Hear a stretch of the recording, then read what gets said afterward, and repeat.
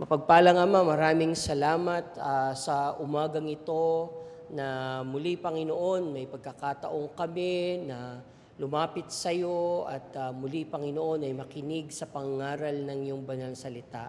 Maraming salamat, Panginoon, tunay sa kapahingahan na dulot ng araw na ito na iyong inihiwalay mula sa ibang mga araw, Panginoon, at pinabanal mo. At dalangin namin, Panginoon, na tunay nga na sa araw na ito ay makatagpo ka namin, Panginoon, at sa pamamagitan ng iyong mga salita, ang bawat isa sa amin, Panginoon, ay mapalakas, masaway, Panginoon, at maturuan. At dalangin namin, Panginoon, ng pangunguna muli ng iyong banal na Espiritu sa bawat isa sa amin, Panginoon, at gabayan mo po, Panginoon, maging ang iyong lingkod na gagamitin upang ang iyong salita ay pangaral sa umaga pong ito. Muli, Panginoon, dinadalangin namin na nawa may taas ang iyong banal na pangalan sa aming kalagitnaan sa buong maghapon pong ito ng aming pananambahan at ito'y maging mabangong samyo sa iyong harapan at katanggap-tanggap. Ito po ang aming samot dalangin na may pasalamat sa pangalan ng Panginoong Yesus. Amen. Tawagin po natin ang ating tagapagturo sa umagang ito, si Pastor Noel.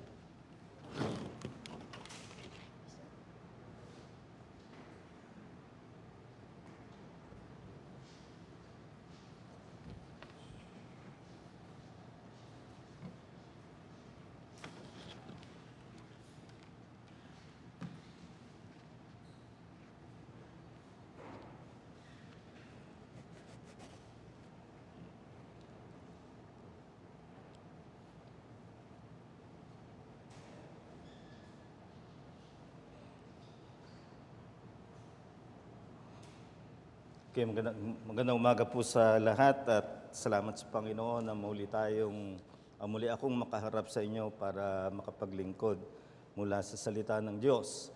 Sa ating Sunday School, I think it is only fair to start by saying that the topic was assigned to me by the elders and I always go normally by the policy that the elders know what the members need more than anyone else. So kaya ang pag-aaralan din natin ngayon ay siguro pangalawang ulit ko ng I will address this. Remember the first time last year when I was given the task of ministering every last Sunday of the month. Ito rin ang isang usapin ng Sunday School natin, but I believe that there are reasons for refreshing our thinking tungkol sa the covenant of grace. Kaya tinawag itong a fresh look. It will require a little stretching of the mind, pero sana ay maging kapakipakinabang sa atin. So as we are addressing this, you may wonder why we are in this matter again. Ang masasabi kong isang observation is that a novel view of covenant theology is circulating among Reformed Baptists, especially the new generation of Reformed Baptists, the younger generation of preachers, and other people have been espousing this, and this is known as the 1689 federalism. Sa title pa lang nila, parang inaangkin nila na ito ang katuruan na makukuha sa 1689. And if you remember, for those of you who were here last year, our first time to address this issue, ang title ko noon ay Covenant Theology in the 1689, Misread and Reread.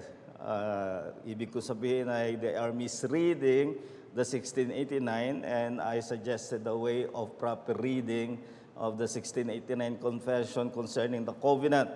Pero nandiyan pa rin yan at masasabi ko since then and until now, more of Reformed Baptists are espousing itong 1689 federalism. This was introduced and promoted by Dr. James Renihan of America. Of course, he will deny it and he will say that this has been the view all along of the 1689 Confession. But the fact of the matter is, until he introduced this, this was not a matter discussed even among Reformed Baptists. At in fact, habang ito ay kumakalat dito, kumakalat sa Amerika, kung pumunta ka sa Inglaterra na siyang origin of the 1689 Confession, they will wonder what you're talking about. Kung pagsabihin mong, do you believe in the 1689 federalism, ang isasagot most likely sa iyo ay, ano yun? It's not something that has really circulated in much of Europe. This is an American origin. And now, it is something espoused by many Filipino Reformed Baptists. So, ito ang tinatawag na 1689 federalism. So, it departs from the classic understanding of the covenant of grace. Ngayon, tingnan natin by way of review, ano yung tinatawag nating covenant of grace. So, classic covenant theology reviewed. Prior to the fall of man, God made what is a covenant of works with Adam. Kumbaga, nakipagtipanan ang Diyos kay Adam bilang kinatawan ng sangkatauhan na tinatawag na tipanan ng gawa. Na ang ibig sabihin, Adam is standing as federal head. Federal head means kinatawan ng sangkatauhan. So lahat ng kanyang gagawin bilang federal head ay hindi lang niya ginagawa personally, pang sarili, kundi ginagawa niya bilang kinatawan ng sangkatauhan. And that entailed that if Adam passed the probation, remember this is a probation period, hindi ito pang habang buhay na nasa ilalim siya ng ganung test.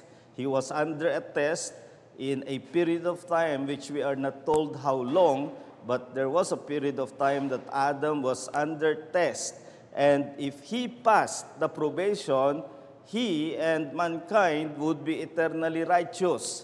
Yun sana ang mangyayari kung nasunod ni Adam ang pagsubok na inilagay sa kanya ng Diyos, ay lahat ng sangkatauhan ay magiging matuwid. But of course, that is now moot and academic for the simple reason that Adam fell into sin.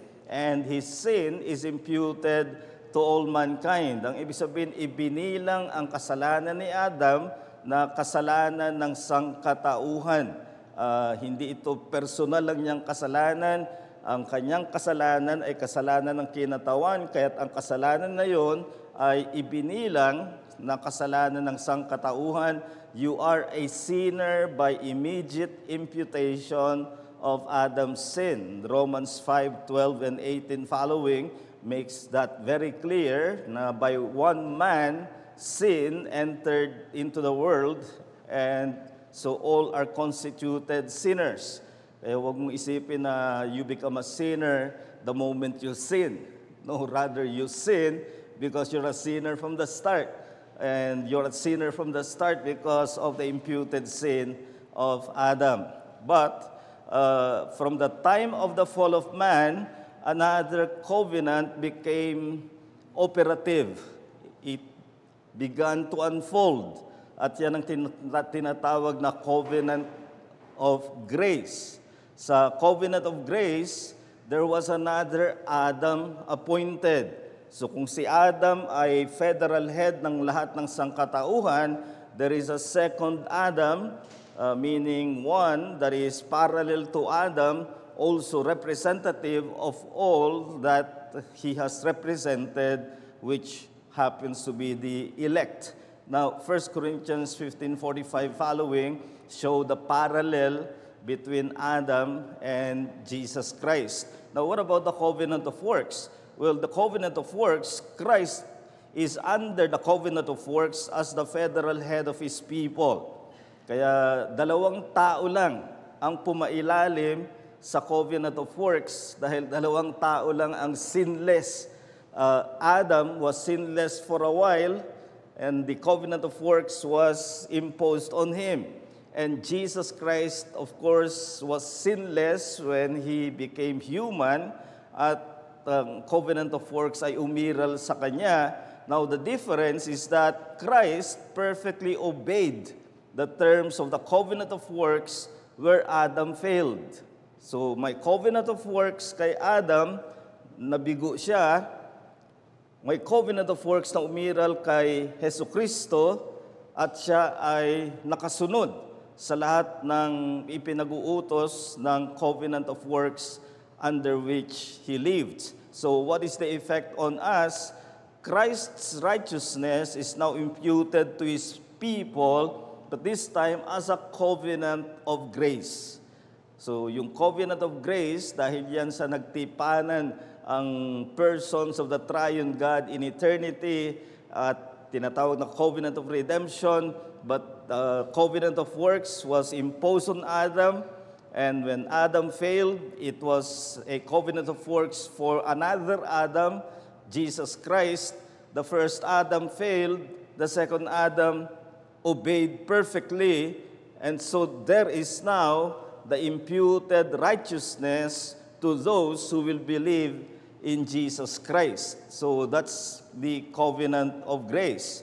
Now, what is the novelty that 1689 federalism is introducing? Ang kanilang sinasabi, the covenant of grace is only the new covenant. Nakita natin sa ating review, ang covenant of grace ay umiral since the fall of Adam. Dahil pumali na siya sa covenant of works. Hindi na pwede ang covenant of works para sa isang makasalanan. Ang kinakailangan ngayon ay umiral na ang covenant of grace. Kaya sa paniniwalang classic covenant, ang covenant of grace ay siyang umiiral mula nang si Adam ay nahulog sa kasalanan. And lahat ng mga covenants na ginawa ng Panginoon para sa kanyang bayan, the Abrahamic, the Mosaic, and culminating with the Davidic, lahat yan ay nasa Old Testament, lahat yon ay mga covenant of grace. At ang sinasabi ng 1689 federalism, hindi. Ang covenant of grace ay yun lamang new covenant when Christ came. At dito nagkakaroon ng paghahati sa paniniwala tungkol sa covenant na dahil sa pagbabagong ginawa ng 1689 federalism. So what about the covenants in the Old Testament? Ang sasabihin nila, the past covenants prior to the new covenant are republication. Ibig sabihin ay muling nilathala, muling pinairal ang covenant of works. Kaya ang Mosaic covenant in particular ay covenant of works. Hindi nila i-deny ang grace in the Old Testament, but they are saying it is not the covenant of grace. So, binabatay nila yan sa meron sa Mosaic law ng demand of works for life. And their favorite text here is Leviticus 18 verse 5 na nagsasabing, "You shall keep my statutes and my rules. If a person does them, he shall live by them." So parang sinasabi nito na sa pagsunod mo ay diyan ka mabubuhay. At parang sinasabi nila, yan ang covenant of works. Diba? Ang covenant of works, ibinigay kay Adam para kung masunod niya, siya ay magkaroon ng buhay, eternal life of righteousness. Hindi ba ganyan din ang na-impose ngayon sa Israel na to obey, and when Israel obeys, then they shall live. Besides this, isa pang malimit nilang gamitin na pang-suporta sa kanilang covenant of works ang nasa lumang tipan, at ang covenant of grace ay yun lamang new covenant. Sa kanilang palagay, ito ang best refutation of Reformed pedobaptism. Ibig sabihin, yung mga Reformed na nagbabaptize ng infants based on the Old Covenant provision that circumcision should be done on an Israelite and his children. So baptism in the New Covenant should be done on the believer and his children. Ngayon, kung hatiin mo yan, tanggalin mo ang mga Old Testament covenants ay covenant of works, hindi covenant of grace, pwede na nilang sabihin, hindi na nag-a-apply yung a covenant man and his children are members of the covenant. So sa kanilang palagay, this is the best refutation of the Reformed Pedobaptism. So I'll say something about that in a while. Pero dito, ang kanilang website, makikita ninyo ang kanilang mga sari-saring diagram. At dito sa diagram na ito, pinapakita ko lang yung kanilang pag-separate ng the covenant of works and the covenant of grace, which is only the new covenant. And while there is a foreshadowing in the Abrahamic covenant, the Mosaic covenant, and the Davidic covenant, pero lahat yan ay part ng covenant of works at ang covenant of grace ay doon lamang sa new covenant. Now, ang ating critique ng 1689 federalism, unang-una, tingnan natin yung kanilang assertion that the old covenant was only promise of grace, not covenant of grace. Itong malimit ninyong maririnig sa kanila. They were saved by promise. They were saved by oath. And in doing that, they are able to maintain salvation by grace even for Old Testament believers. So maganda yung kanilang hangarin dito. Pinapanatili nila ang paniniwala na hindi naman sila saved by works. Just because we say it's a covenant of works. They are saved by grace, but it is grace as promised, na matutupad lamang kay Hesus Kristo. Now, to that extent, they are right. There is promise in the Old Testament as far as saving grace is concerned. They were saved by grace, but grace in a promissory mode. Naligtas sila sa biyaya bilang pangako na matutupad lamang kay Hesus Kristo. Kaya sa kanilang palagay ay pwede ko pa rin sabihin na naligtas sa biyaya lahat ng mga makasalanan pati sa lumang tipan, pero ang covenant of grace ay nang tuparin na ito ni Hesus Kristo. They are making a dividing line between promise and covenant. And in answer to that, sa kanilang assertion, ang isasagot natin ay covenant is by its nature both promise and fulfillment. Hindi ka pwedeng mag-divide na ang covenant ay sa new covenant lang kasi doon natupad. Tapos bago yung new covenant, yung mga ibang covenant ay covenant of works because grace is only then promised. And therefore they don't call it covenant of grace. That is a false antithesis. By nature, when you make a promise, you are making a covenant. And therefore, a promise of grace is a covenant of grace. At gusto ko ipakita yan sa ilang mga talata ay underlined the two key words in 1 Chronicles 16:16. The covenant that he has made with Abraham, his sworn promise to Isaac. Now, alam niyo ang Hebrew parallelism, kapag sinabi sa first line, ay kalimitan inuulit sa second line na ibang salita pero the same point. So, in the first line, it's the covenant made with Abraham. In the second line, it is the sworn promise to Isaac. Hindi mo pwede sabihin na yung kay Abraham ay covenant, tapos yung kay Isaac ay promise. Pareho lang yun. It's promise to Abraham, it's covenant to Isaac, and you can use them interchangeably. And another, 2 Chronicles 21:7, yet the Lord was not willing to destroy the house of David because of the covenant that he had made with David. And since he had promised to give a lamp to him and to his sons forever. So again, here, first, sinabi na why he will not destroy the house of David despite the sins of those kings subsequent to David, ay sinabi niya, because he has made a covenant with David, and that meant he promised. So, to make a promise is to make a covenant. Hindi po pwedeng sabihin na promise of grace lang yun, hindi covenant of grace. As a promise, it is already a covenant. And then, in Nehemiah 9 verse 8, hindi ko nang babasahin ito ng buo, pero ito ay panalangin ni Nehemiah na humingi ng kahabagan ng Diyos at umapila siya sa the covenant. And then later, sinabi niya, you have kept your promise. And again, you see the juxtaposition of covenant and promise.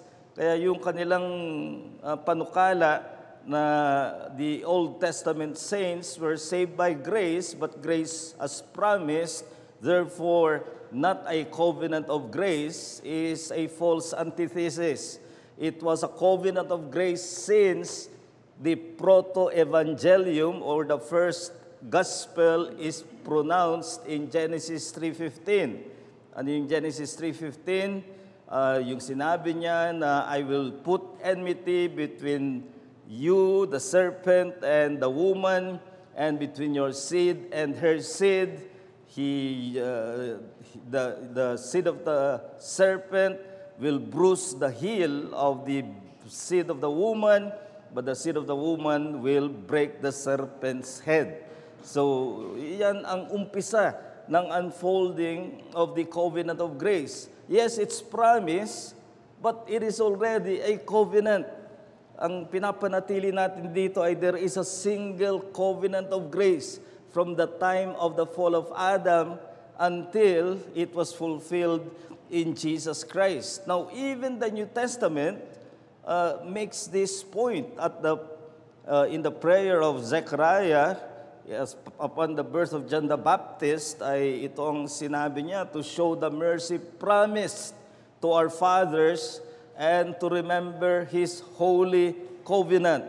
So hindi nagbabago. Even in the New Testament, they make a side-by-side interchangeable use ng promise at ng covenant. Then Ephesians 2 verse 12, Paul says, remember that you were at that time separated from Christ, alienated from the commonwealth of Israel, and strangers to the covenants of promise. Now, the plural there is significant dahil tinitingnan nito yung panahon na hindi pa isinasama ang mga Gentiles. Ano yung panahon na yon? Nung panahon ng Old Testament. It was only the nation of Israel with whom God has made a covenant. So, the Gentiles were strangers at ang tawag ni Pablo dun sa mga covenants na yon, remember, Noahic, Abrahamic, Mosaic, Davidic, all those covenants are covenants of promise. What was promised? What was promised was grace, and it was called covenant. So in short, it was a covenant of grace.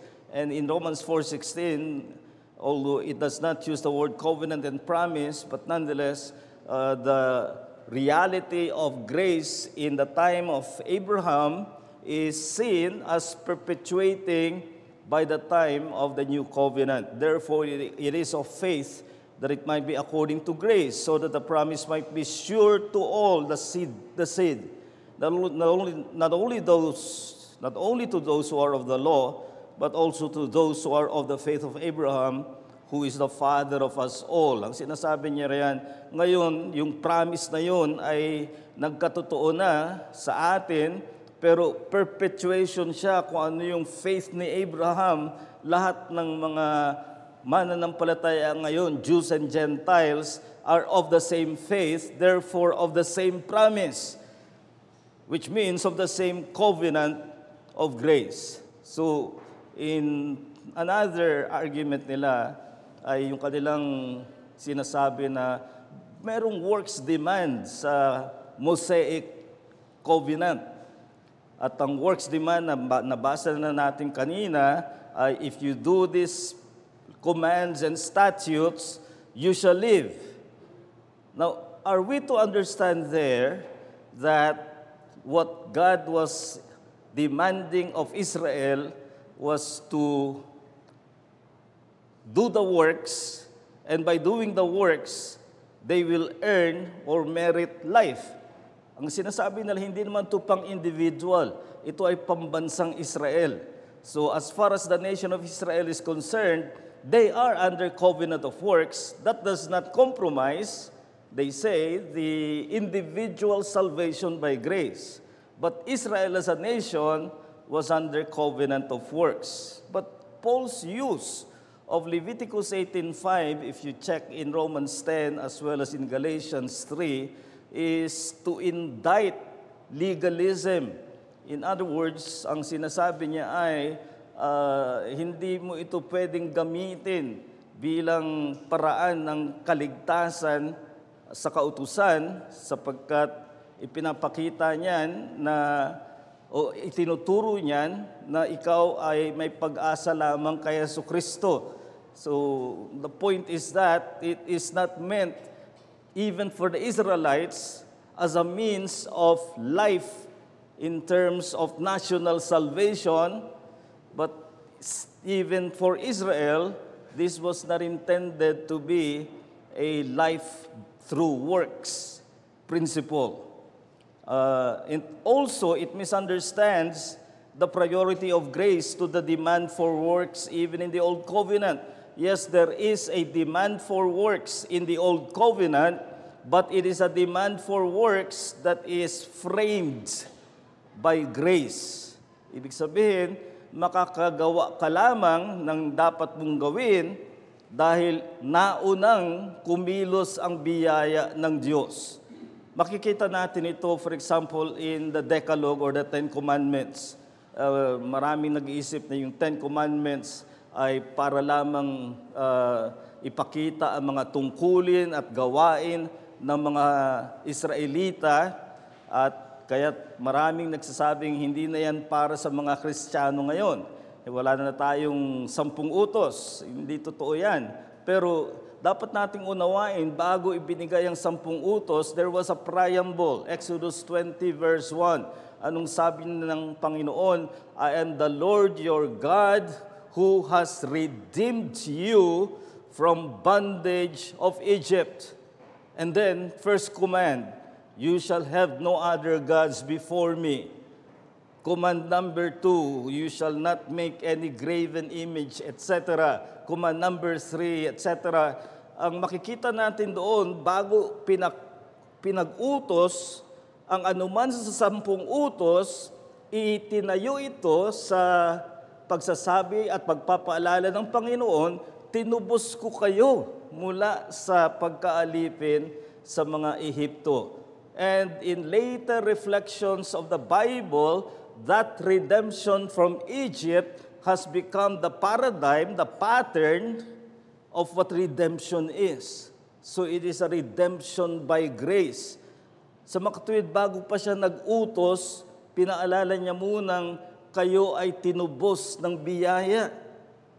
Kaya yes, may gawa, pero hindi gawa para maligtas, hindi gawa para ma-earn ang pabor ng Diyos, kundi ang pabor ng Diyos ay kanyang ipinakilos sa bansang Israel bago pa ang anumang pagsunod sa pag-uutos ng Diyos. And then, sasabihin nila, maraming mosaic law ng mga commands. Command, paano ang gagawin ng Sabbath, ng mga masalimuot ng mga gawain. And again, they misunderstand that there are ceremonial sacrifices. The ceremonial sacrifices functioned like grace to law. Ano ba yung mga sacrifices na yan? Particularly the sin offering and the trespass offering. Yan ay bilang substitution ceremonially for the sins of Israel.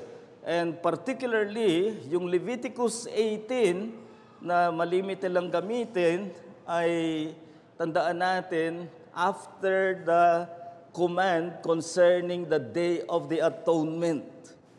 Sa makatwid, even that command to do my commandments and statutes for you to live is after the ceremony of the year or the Day of Atonement once a year. Ano ang Day of Atonement? Yan ang araw na papasok ang punong pari sa Holy of Holies in order to make a sacrifice for all of Israel for their cleansing for that year. And then, pumasok ang Leviticus 18. Kaya hindi mo pwedeng gamitin yan na ihiwalay mo na this is for people who have experienced atonement. Even though ceremonially, they have experienced atonement, and now they are being given a command of how to work as the atoned people of God. Kaya yung ginagawa ng 1689 federalism ay nagbibigay ng kumukuha ng mga teksto at sasabihin nilang ito ang pinaiiral na prinsipyo sa lumang tipan. Gumawa ka bilang bansang Israel, gumawa ka para makuha mo ang pabor ng Diyos. And they are misinterpreting it because they are isolating it from the greater context of what Leviticus is saying and what the Mosaic Law is saying and what the Ten Commandments are saying. Lahat yan ay may prior act of grace. Hindi binigay para gumawa at magkapabor, kundi pinaburan ka ni Yahweh, pinalaya ka sa Ehipto, 10 utos. Binigyan ka ng atonement, then work for life. Yan ang hindi nila nakikita. Then, also in answer to the so-called demand for works, alam niyo, yung demand for works is also true in the New Covenant. Akala nila, pag may demand for works, Old Covenant na, or rather law na, legal na. Hindi. Even in grace, there is a demand for works. Isipin niyo yung favorite text natin sa salvation by grace, Ephesians 2:8 and 9. For by grace you have been saved through faith, and that is not of yourselves, it is the gift of God, that not of works, lest any man should boast. So pagkasabing not of works, lest any man should boast, yung maraming bumabasa, period na. Hindi po, may verse 10. Ang sabi ng Ephesians 2 verse 10, we have been created in Christ Jesus for good works, that we should walk in them.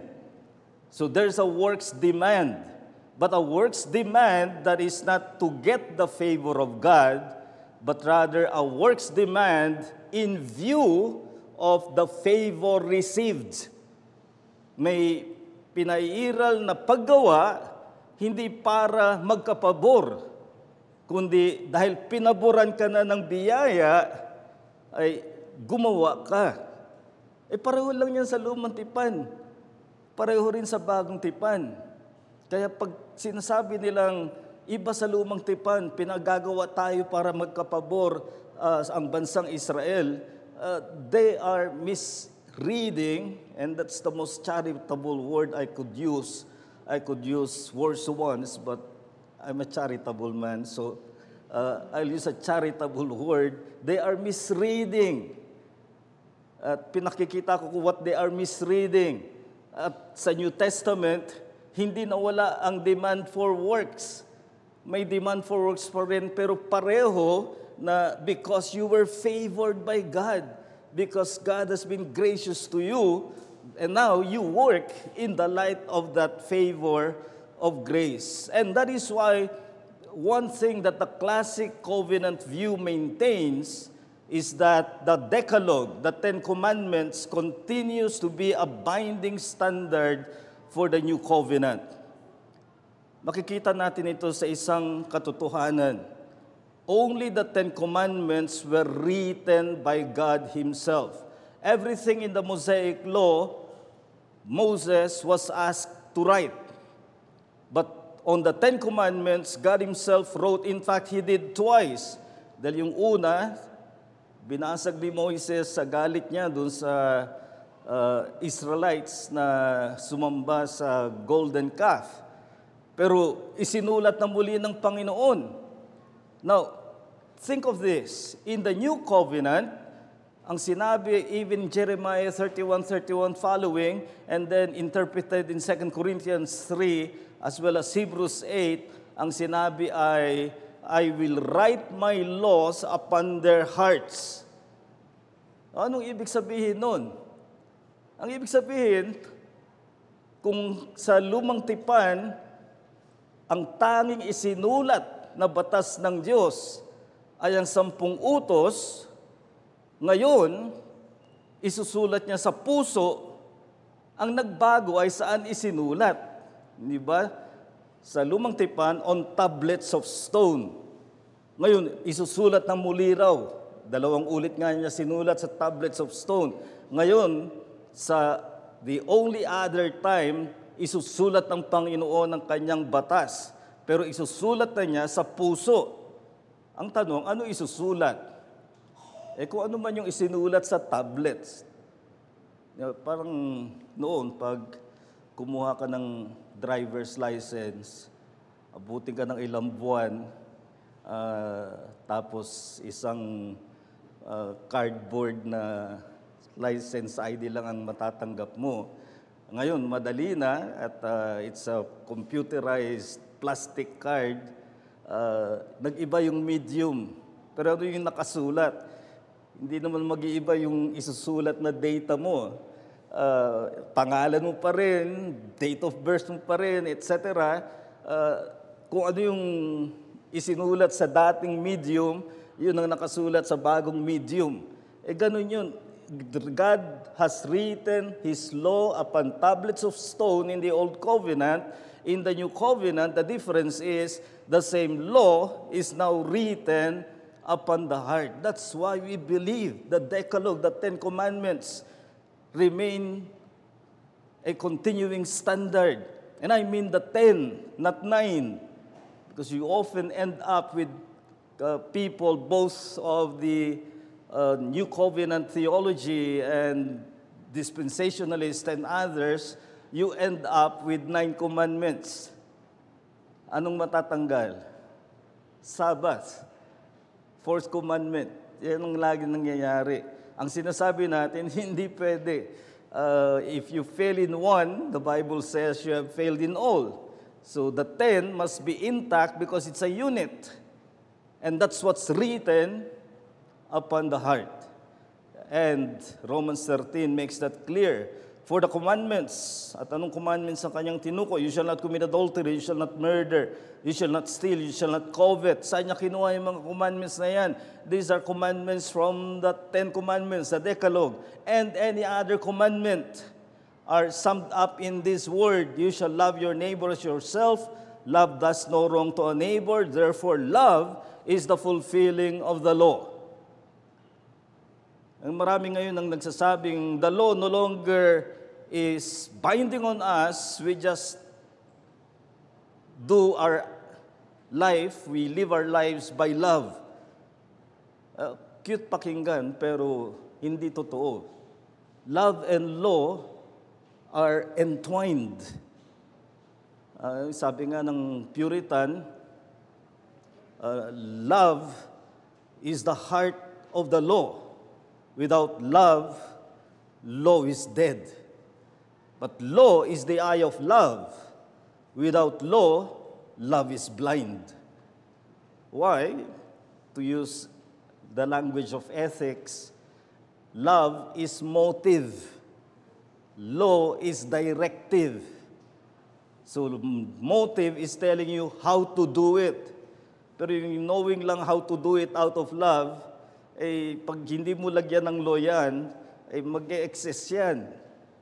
So, you have the motive of love, but now you put a directive. And the directive is telling you what to do. Love is telling you how to do it, but law is telling you what to do. So, in the classic covenant position, we believe that the Ten Commandments remain the standard. So the unity and perpetuity of the covenant of grace is what we are trying to maintain here.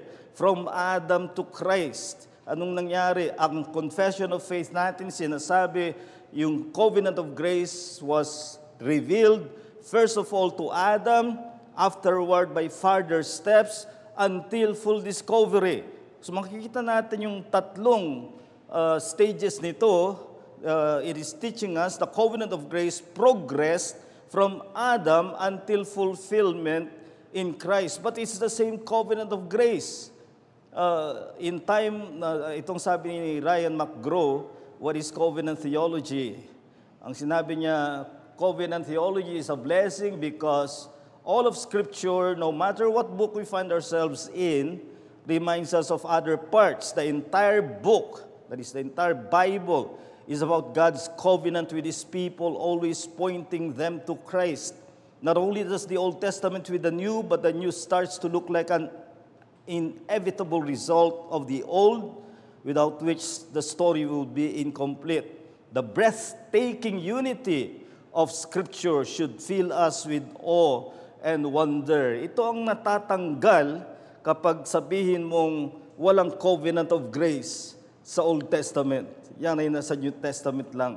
Tinatanggal mo yung wonderful, awesome unity of the whole of the Bible story. So one covenant of grace maintains one storyline of redemption from the Old Testament to the New Testament. There is a beginning, yung sinabi ng confession na first of all to Adam. So from the beginning of sin, which was in Adam, there is grace. That means there is no grace for Satan, no grace for demons. Grace is only for human sinners, starting with Adam. And then the unfolding, because the language of the covenant says, afterwards by further step. After what? After Adam. The rest of the Old Testament is the unfolding of the same covenant of grace begun in Adam. So you can read the Old Testament as progressive in various Old Testament covenants. And then the fulfilling until the full discovery thereof, according to our confession, Christ fulfills covenant promises. So one covenant of grace makes a fulfillment of Christ even more glorious. Ang gustong sabihin ng 1689 federalism ay we glorify Christ by saying that the covenant of grace is only in Christ. No, they're not. They are saying na biglang pumasok si Kristo dahil may pagkukulang doon sa covenant of works. No, sinasabi natin from the beginning of the failure of man, God has been operative for the restoration of man in Christ. Then one covenant of grace also reveals the church as fulfillment and expansion of Israel. Dito may tatlong views. Nandiyan ang dispensationalism. Ang sinasabi ng dispensationalism ay magkaiba ang Israel at ang church. Iba ang plano ng Diyos for Israel, iba ang plano para sa church. So dispensationalism separates Israel and the church. Kaya dyan pumasok yung mga kailangan ma-rapture muna ang church bago matutuloy yung plano sa Israel sa tribulation period, and then sa millennium, ang papasok kay Israel at ang lahat ng kaibigan ng Israel. Ang mga bansang hindi kaibigan ng Israel, walang papel sa millennium, nagkaroon sila ng mga ganyang scheme because of separating Israel and the church. Now, 1689 federalism does something else. The church replaces Israel because Israel failed the covenant of works. Now, a new people of God is formed in the church. And that too is wrong because how do you connect Old Testament promises that the New Testament says are fulfilled? If fulfilled, then no separation, no alteration.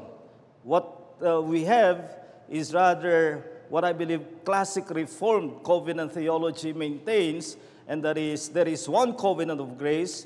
The church, therefore, is an expansion of Israel. Hindi siya hiwalay sa Israel, hindi siya kapalit ng Israel. The church is expansion. Madalas natin marinig yung charge ng dispensationalist, replacement theology ang ginagawa ng Reformed. We're not replacing Israel. Pag sinabing replace, pag ito i-replace ko, I will discard this and then replace it with another. But expansion means I maintain this and then add this. Yun ang expansion. Hindi tinanggal ang Israel because the church now is Jews and Gentiles. Hindi ibang Israel. So that's again the advantage of the classic covenant view. One covenant of grace perpetuates the same people of God on the basis of God's saving grace. And then one covenant of grace requires progress and diversity from the Old Testament to the New Testament. Well, because of unity, we can preach the gospel from the Old Testament.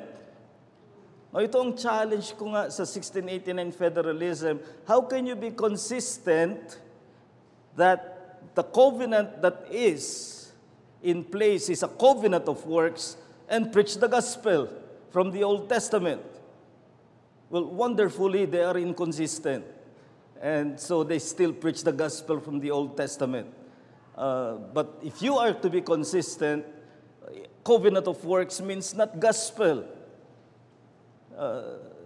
But we can preach the gospel from the Old Testament because they point to Christ. But because of diversity, we can refute the Pedo-Baptist position. Ito yung gusto sinasabi nilang mabisa ang 1689 federalism to refute Pedo-Baptist position. We do not need it because we believe in the diversity of the covenants.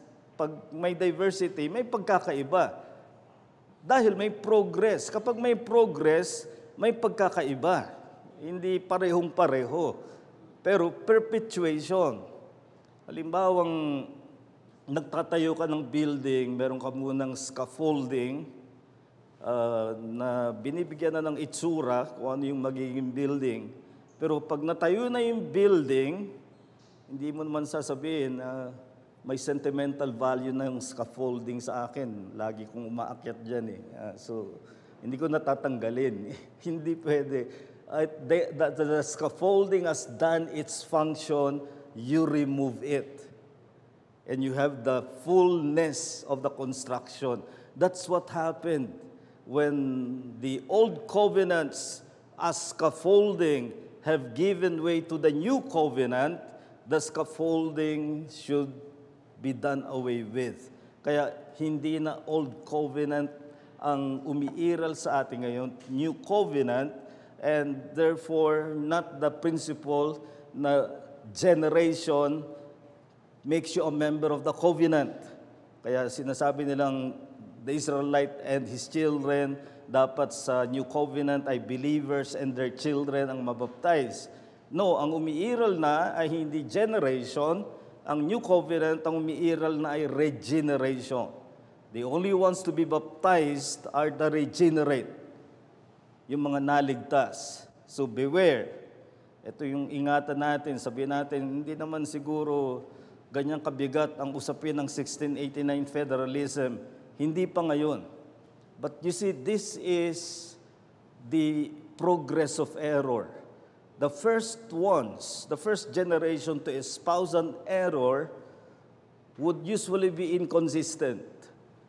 And they will still hold to the old truths, inconsistent with their error. Ganyan ang mga maraming 1689 Federalists ngayon. But the danger is the next generation. And by generation, pagdating sa truth, hindi ito generation like physical generation of 40, 50 years. We're talking here of even 3, 4 years. Yung mga next na magiging 1689 Federalists, they will see the logical conclusion. And the logical conclusion, I'm telling you, is tragic. They will have to say that 10 Commandments no longer are binding. And in fact, there are already 1689 Federalists of the new breed who are teaching that. Because that's the logical conclusion. At yan ang ingatan natin na wag natin sabihin, hindi naman kabigatan ang usapin. The next generation will pursue it to its tragic conclusion. So let me conclude what Paul said. For to this day, when they read the Old Covenant, the same veil remains unlifted because only through Christ is it taken away. Ang sinasabi niya, maunawaan natin ang Old Covenant at ang liberation ay through knowing that the Old Covenant finds fulfillment in Christ, but it is the same covenant of grace from promise to fulfillment. So be thankful for the one covenant of grace fulfilled in Christ. I can probably answer 2 or 3 questions. Good morning, Pastor Noel. We have questions po online. Go ahead. Ang first question is, ano ang pagkakaiba ng pamumuhay at pagsamba ng mga naniniwala sa Federal Covenant kumpara sa Classical Covenant? Hindi sa pagsamba nagkakaiba. I hope and I believe that they still follow the regulative principle. Magkakaiba sa pangangaral. At particularly, paano mo ipangangaral ang lumang tipan. Diyan talaga magkakaroon ng pagkakaiba if they become consistent with the position that in the Old Testament ay covenant of works ang umiiral para sa bansang Israel. Doon magkakaiba. If you can really preach the text of the Old Testament with gospel meaning, not only by way of analogy, yun ang ginagawa nila, may analogy na ganito sa Old Testament, analogy ngayon ay si Christ na. Ang sinasabi natin, no, it's not an analogy, that it points to Christ. It's not that it is like Christ, rather that is a stage that finds its full fulfillment in Christ. So even in the Old Testament, we should find Christ.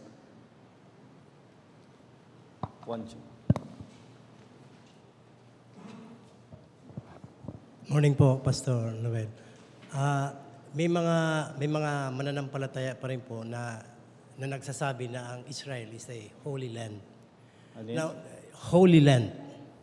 A holy land. Kasi ang pakaka-describe kasi nila doon sa holy land, sa Israel, doon nagmumula yung mga unang lingkod ng Diyos. Magmula kay Abraham hanggang sa mga lingkod ng Diyos. So, ang tanong ko po, Pastor Noel, yung sabi nyo, the church expansion, not to replace, but the church expansion of the New Testament.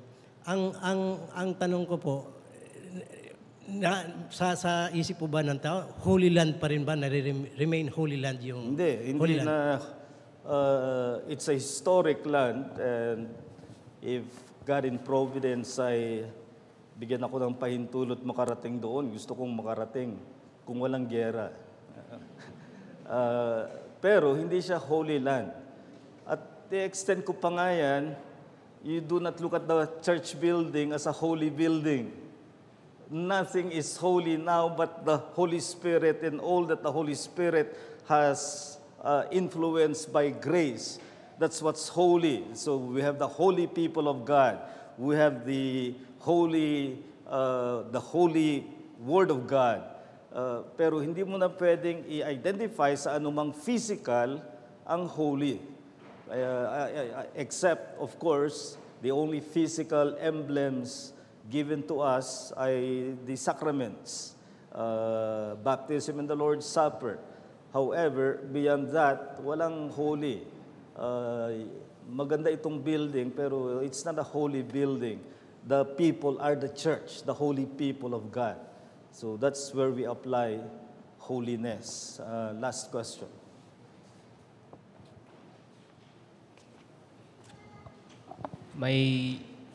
question pa po sa Zoom, si Brother Mars po.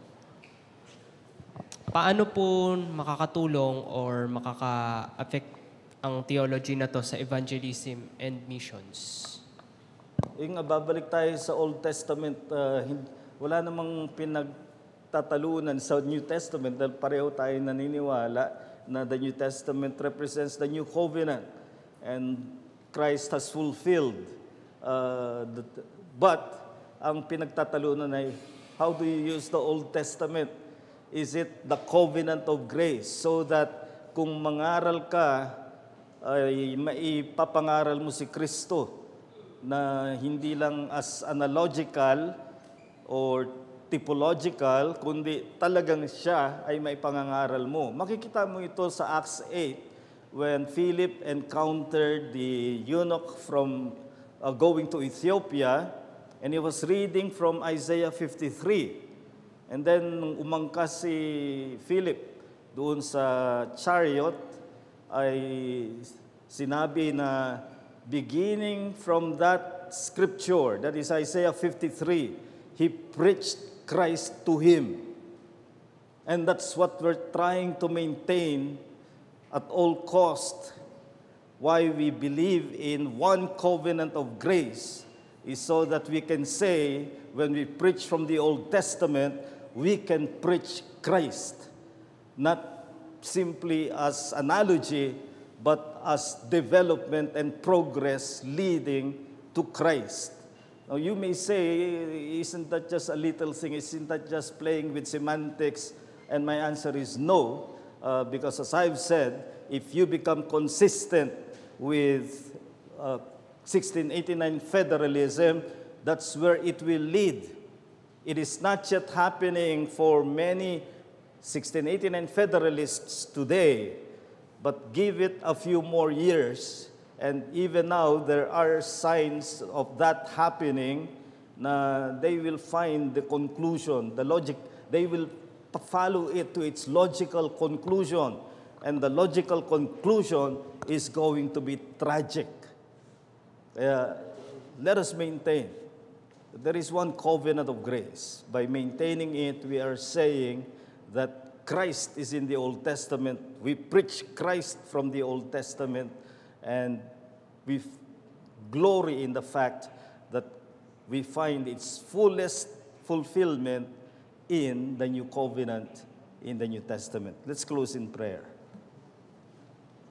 Dakilan naming Diyos, sa aming mahabaging Ama, nagpapasalamat kami na matalakay namin ang usaping ito at nawa nga ay mas mapalalim ang aming paniniwala sa nag-iisang tipanan ng biyaya na nag-umpisa ng kumilos at magprogreso sa lumang tipan hanggang sa magkaroon ng lubos na katuparan sa Panginoong Hesukristo.